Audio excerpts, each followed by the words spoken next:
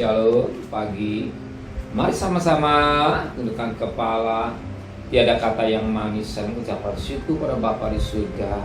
Dan kami pagi hari ini boleh mengada dan bangun tubuh yang sehat. Kami utamakan Engkau dia segala-galanya, mencari kerajaan Allah dan kebenarannya. Maka pagi ini kami adakan mesbah keluarga dan mesbah pribadi. Kami boleh naikkan pujian penyembahan pada Bapa di surga.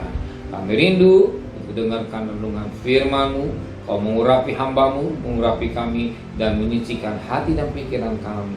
Biar Roh Kudus yang boleh berbicara melalui hamba yang kecil ini. Dan kami tidak lupa menaikkan doa syafaat kepada Bapa di surga. Haleluya. Shalom pagi. Mari sama-sama kita akan membaca firman Allah. Lukas pasal 20. Lukas pasal 20 ayat pertama sampai ayat yang ke-8. Lukas 20 ayat pertama sampai 8. Pertanyaan mengenai kuasa Yesus.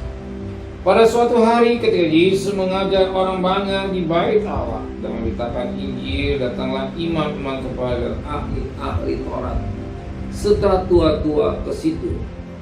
Dan mereka berkata pada Yesus, katakanlah kepada kami, dengan kuasa manakah engkau melakukan hal-hal itu? Dan siapa yang memberikan kuasa itu padamu? Jawab Yesus ke mereka, aku juga akan mengajukan suatu pertanyaan kepada kamu. Katakanlah padaku, baptisan Yohanes itu dari surga atau dari manusia?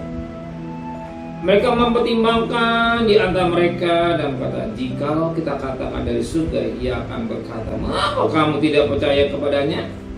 Tapi jikalau kita katakan dari manusia, seluruh rakyat akan melempar kita dengan batu. Sebab mereka yakin bahwa Yohanes adalah seorang nabi. Lalu mereka menjawab bahwa mereka tidak tahu dari mana kuasa itu.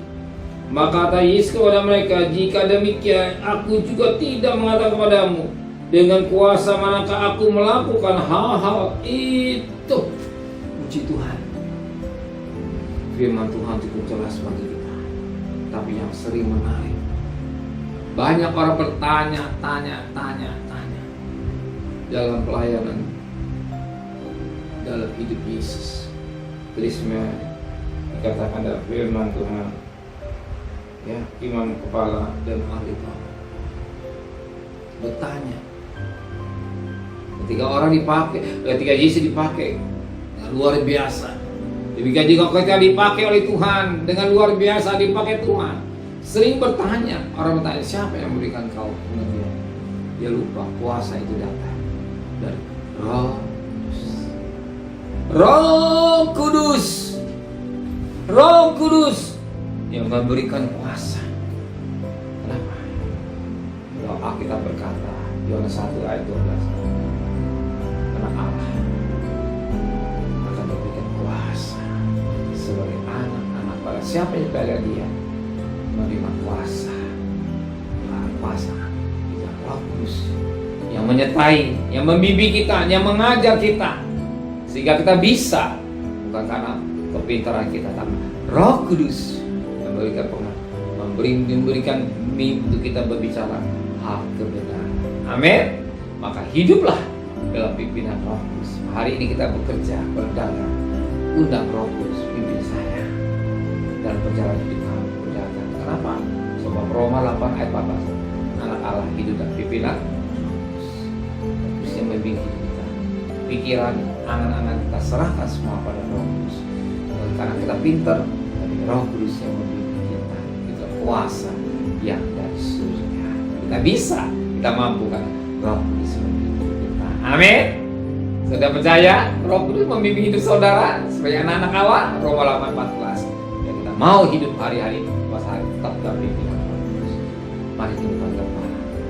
Roh Kudus membimbing hidup kami. Meteraikan firman hati kami.